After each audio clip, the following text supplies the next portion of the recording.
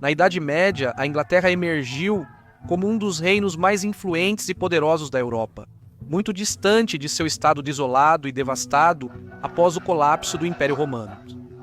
Ao longo dos séculos, a Inglaterra produziu muitos reis dinâmicos e memoráveis, desde a construção de catedrais até o refinamento da lei, desde liderar cruzadas até cultivar a igreja, desde liderar revivals intelectuais até liderar invasões à França.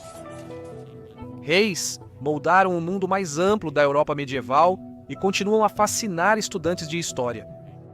Hoje, no História Real das Cruzadas, vamos classificar os 5 maiores reis na história da Inglaterra medieval. Esta lista foi escolhida pelos nossos apoiadores no Patreon e membros do YouTube. Eles votaram e os resultados estão aí. Aproveite nossa contagem regressiva dos 5 maiores reis da Inglaterra medieval. Lembre-se, não há professor melhor que a história.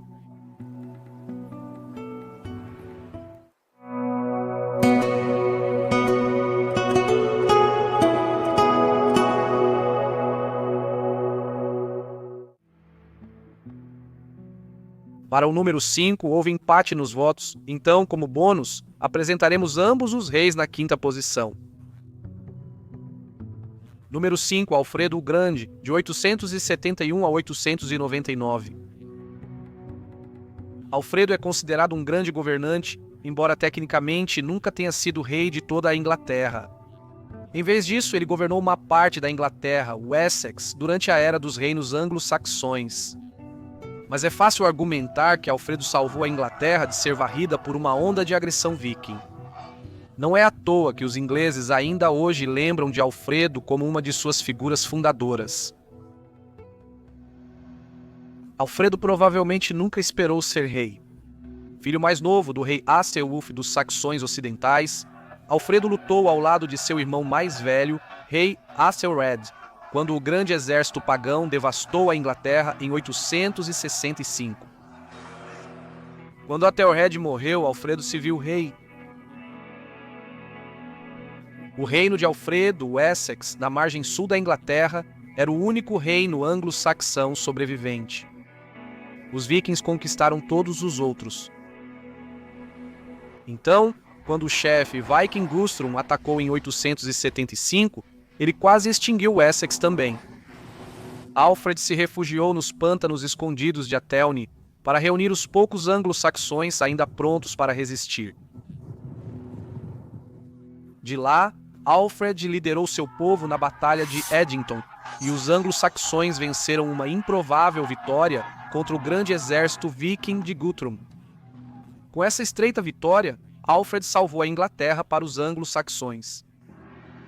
Depois de vencer Guthrum, Alfred criou fortalezas que possibilitaram aos saxões ocidentais resistir aos vikings. Ele também fortaleceu seu povo espiritual e intelectualmente, promovendo o aprendizado e a tradução de grandes obras. Ele contratou o estudioso galês Asser para estabelecer escolas por todo o reino e supervisionar a educação não apenas dos jovens nobres, mas de todos os jovens de nascimento livre com os meios para se dedicarem aos estudos. Alfred liderou pelo exemplo, estudando latim autonomamente. Ele pode até ter produzido suas próprias traduções de obras de Boécio, Gregório o Grande e Santo Agostinho.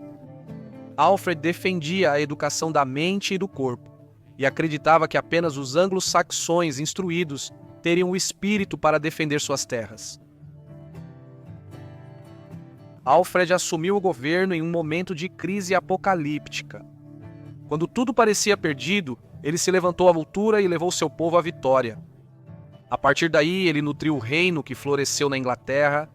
Seus filhos e netos terminariam o que ele começou e forjariam um reino inglês unido. A memória de Alfred perdura há muito tempo. Os escritores do século XVI, que apelidaram Alfredo de O Grande,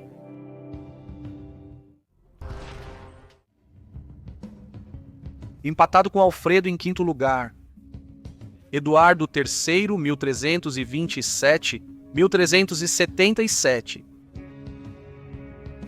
Poucos reis sucederam um reinado mais desastroso do que Eduardo III. Eduardo, segundo pai de Eduardo II I, é comumente considerado o pior rei da primeira Inglaterra. A esposa de Eduardo II, Isabela, e seu amante, Roger Mortimer, usurparam o poder do rei e anularam a autoridade real. Mas uma vez coroado, Eduardo III provou seu vigor. Em 1330, Eduardo lançou um ataque surpresa a Roger Mortimer e o executou por traição. Assim, o jovem Eduardo tornou-se rei de fato e de título. Isabela, mãe de Eduardo, era irmã do rei Carlos VI da França. Quando Carlos morreu sem um filho ou irmão para substituí-lo, Eduardo afirmou seu direito ao trono francês. Porém, os nobres franceses recusaram. A princípio, Eduardo cedeu, mas no final insistiu em seu direito de governar a França. Assim começou a Guerra dos 100 Anos. Em 1346, Eduardo III obteve uma vitória chave quando derrotou os franceses na Batalha de Crécy. A escolha cuidadosa do campo de batalha e a excelente liderança de Edward levaram seus homens à vitória. Calais foi tomada por eles no ano seguinte. Em 1356, o rei da Escócia rendeu seu título a Edward III e o filho de Edward, Eduardo, Príncipe Negro, alcançou outra vitória crucial sobre a França na Batalha de Poitiers, na qual o rei francês foi realmente capturado. Em meio aos perigos da Guerra Francesa, Edward reparou os danos do desastroso reinado de seu pai. Ele agiu através do parlamento para restaurar o relacionamento da coroa com os barões ingleses, unindo os interesses reais e da nobreza.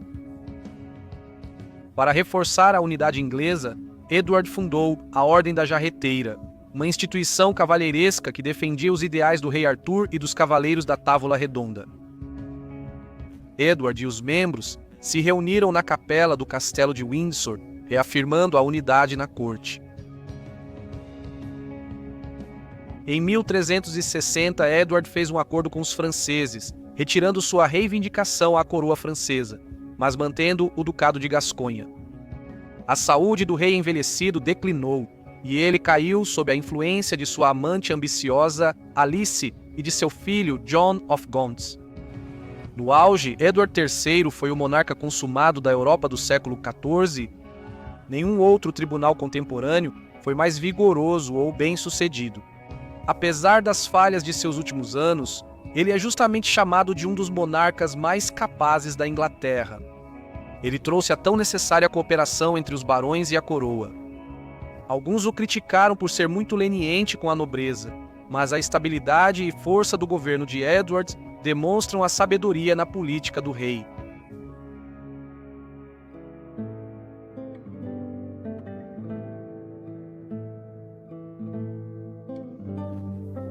Henrique II, 1154 a 1189. Henrique II se destaca como o monarca definidor do século X. Segundo, ele era herdeiro tanto do Ducado da Normandia quanto do trono inglês. Aos 18 anos, tornou-se Duque da Normandia. Após uma guerra civil destrutiva, o jovem Henrique, de 22 anos, ganhou a coroa da Inglaterra do ineficaz rei Stephen.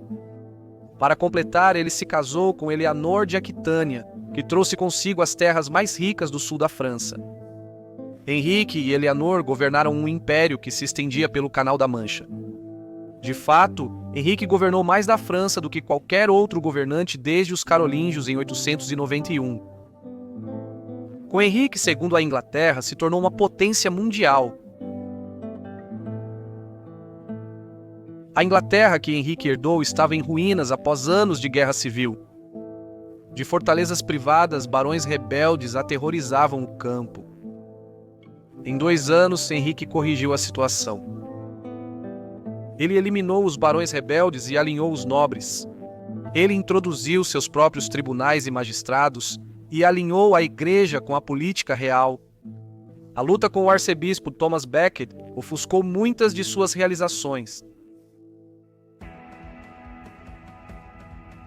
A rainha de Henrique, Eleanor, era a ex-esposa do rei da França, Luís VII. As relações entre Angevin e francês oscilaram entre tensão e conflito aberto durante esse período. Contudo, o embate mais danoso do governo de Henrique cindiu sua própria família.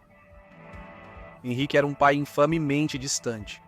O arcebispo de Canterbury certa vez implorou ao rei para reservar algum tempo para seus filhos e filhas. Ele não era próximo dos filhos, e até a própria esposa o desafiava. Por isso, o rei manteve a rainha Eleanor presa em uma torre até morrer. Uma rebelião liderada pelo filho e herdeiro de Henry, o jovem rei, foi quase desastrosa. Henrique II tinha uma política de sempre manter aqueles ao seu redor em suspense, de prometer algo, mas nunca realmente concedê-lo.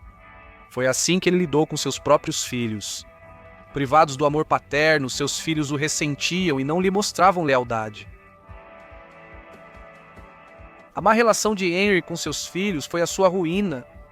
Seu filho Richard liderou uma rebelião que acabou com o velho rei, que morreu amargo e miserável.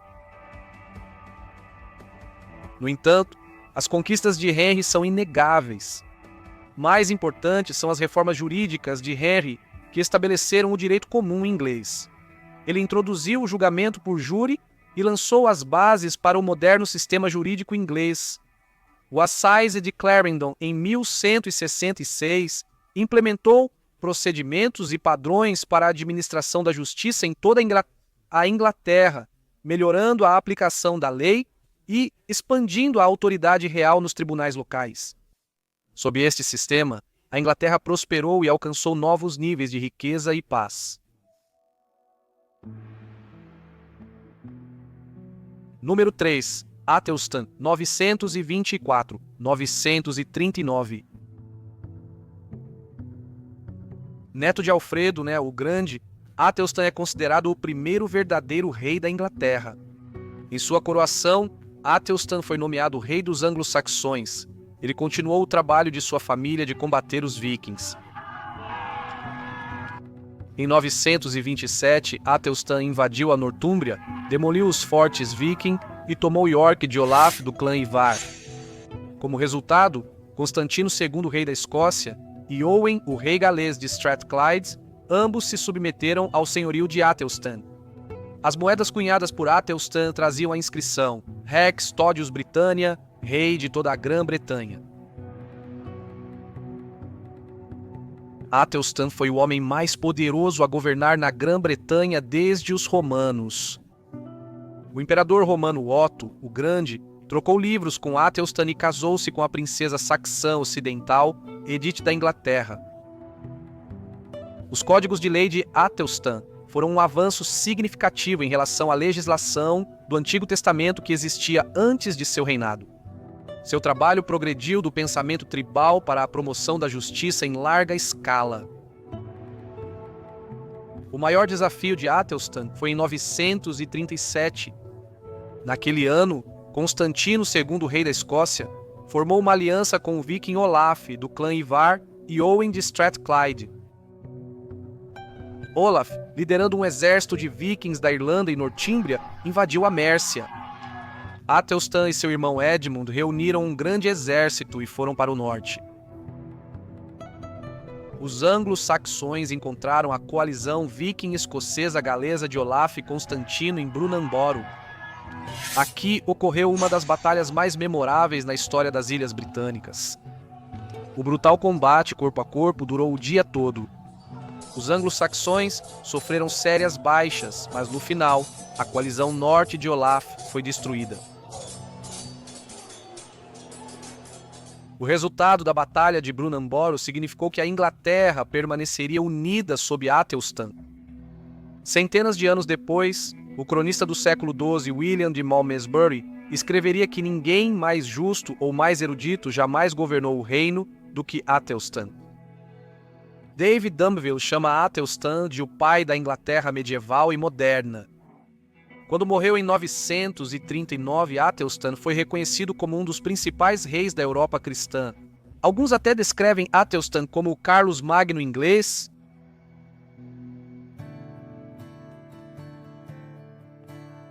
Número 2. Eduardo I Longshanks, 1272 a 1307. Retratado como vilão em Coração Valente, Eduardo I era muito mais complexo do que um simples clichê hollywoodiano. Ele era tanto amado quanto odiado em sua época, e é lembrado tanto como um governante capaz quanto um opressor brutal. Como um jovem príncipe, Eduardo liderou uma perigosa cruzada à Terra Santa, enfrentando o sultão mameluco Baibars. Lá, enquanto dormia uma noite na cama, Eduardo foi atacado por um assassino. Com suas próprias mãos, Eduardo lutou e matou seu potencial assassino. Isso poderia indicar a futura determinação do príncipe. O rei Eduardo soube que seu pai havia morrido e ele mesmo agora era o rei da Inglaterra. Eduardo estava profundamente engajado na reforma jurídica, dedicando-se a investigar as estruturas feudais de seu país. Ele lançou novos regulamentos sobre leis criminais e de propriedade. Eduardo direcionou muitas de suas energias para a guerra.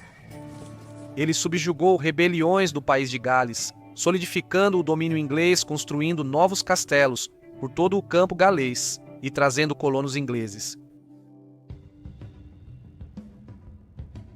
O rei também se envolveu em uma feroz disputa de sucessão na Escócia, o que levou Eduardo a reivindicar a soberania sobre o país. Na Primeira Guerra de Independência Escocesa, o rei Eduardo combateu implacavelmente rebeldes como William Wallace, que almejava manter o controle inglês longe da Escócia. Brutalmente eficiente e impiedoso na batalha, Eduardo ficou conhecido como Martelo dos Escoceses. Porém, o maior desafio de Eduardo surgiu quando Filipe IV, rei da França, confiscou o Ducado de Gasconha, que pertencia aos ingleses. Através de uma luta tenaz, Eduardo reconquistou Gasconha dos franceses, mas a guerra com a França provou ser cara e a tributação de Eduardo era voraz. Tanto a igreja quanto os súditos de Eduardo reclamaram dos pesados impostos de Eduardo. Com 1,88 m e com uma disposição dominadora, a presença física de Eduardo era tão intimidadora quanto seu estilo de governar. Ele foi um rei bem-sucedido que aprimorou a autoridade real e estabeleceu o parlamento inglês. Aqueles que sentiram sua ira, como os escoceses, não lamentaram sua morte, mas ele foi sem dúvida um dos reis mais competentes da Inglaterra.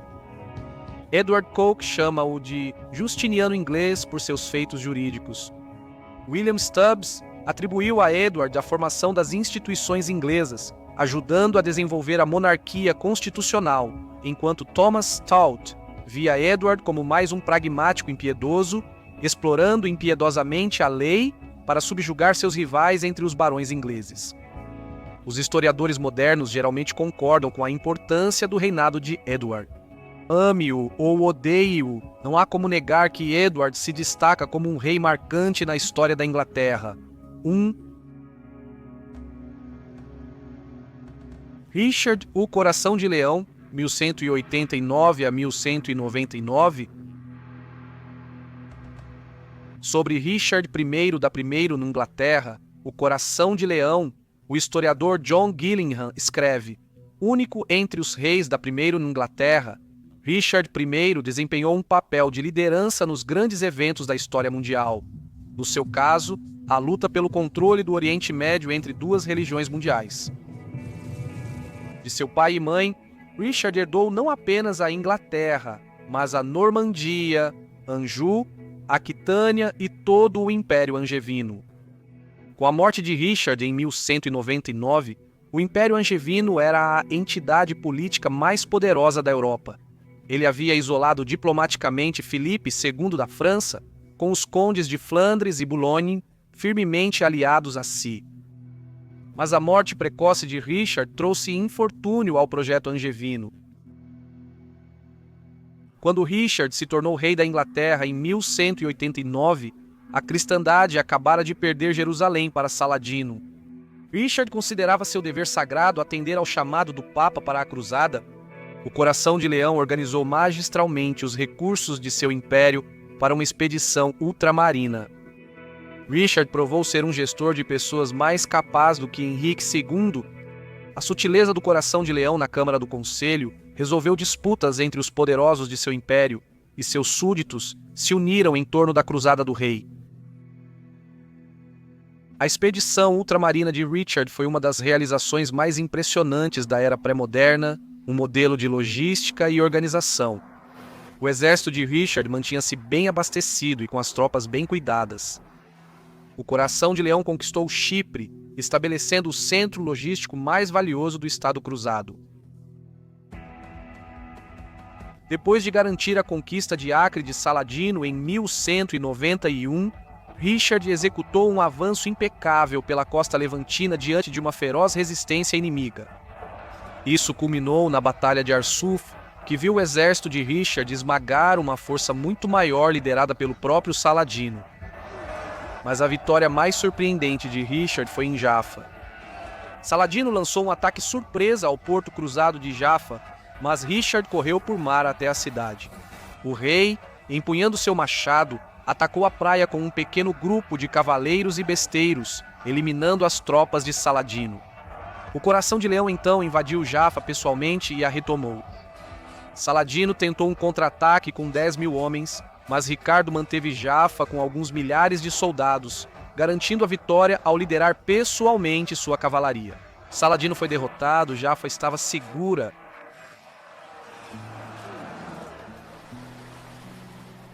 A cruzada testemunha a liderança de Ricardo, pois cristãos de todas as origens reconheceram sua sabedoria e se aliaram a ele.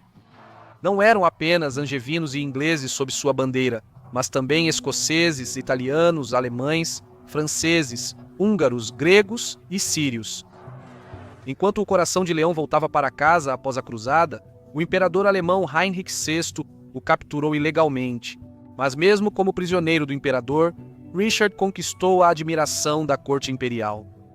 Até o tortuoso imperador Heinrich teve que dar publicamente a Richard o beijo da paz e denunciar suas próprias acusações contra ele quando o Coração de Leão desmontou o caso fraudulento diante dos magnatas alemães. Em 1194, Richard retornou à Inglaterra. A estabilidade do Império Angevino durante sua ausência é um testemunho da lealdade dos vassalos e aliados de Richard. De volta ao seu reino, Richard manteve a iniciativa pelo resto de sua vida. Isso se devia não só à habilidade de Richard como governante, mas ao respeito que ele impunha em toda a cristandade.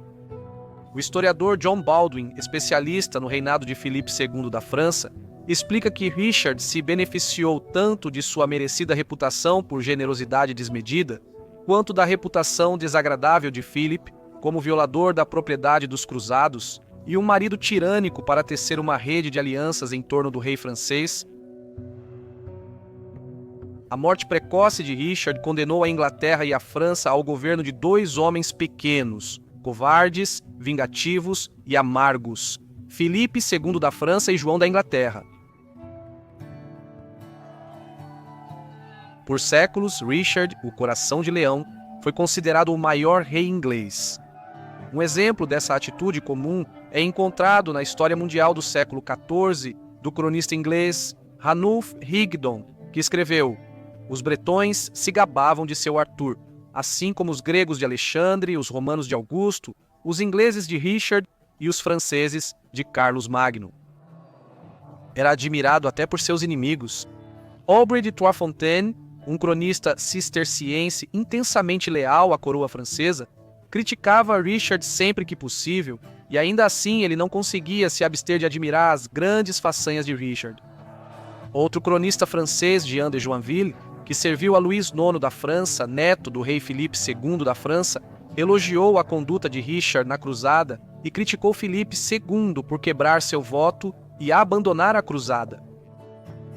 A reclamação de que Richard negligenciou a primeira Inglaterra devido à guerra na França poderia ser facilmente direcionada a Henrique II ou Eduardo I ou Eduardo II I.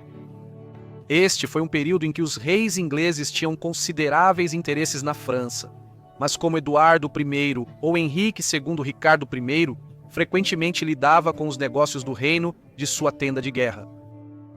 Estudiosos que analisaram minuciosamente as cartas de Ricardo desmontaram o mito antigo de que ele era um rei desinteressado. De acordo com o historiador James Holt, Ricardo interveio com frequência e persistência no controle dos assuntos ingleses, e um grande número de cartas foi pessoalmente testemunhado por ele próprio. Ralph Turner escreve que Ricardo I, apesar de sua quase constante ausência da primeira Inglaterra, exercia uma forte mão sobre a igreja inglesa e que ele exercia uma influência mais forte do que seu pai ou seu irmão. John Gillingham escreve que as evidências que atribuem a Henrique segundo um interesse pessoal próximo na legislação promulgada durante seu reinado não são melhores do que as evidências do interesse de Ricardo na legislação emitida durante o dele. Gillingham conclui que Ricardo foi um dos reis mais competentes a governar a Inglaterra,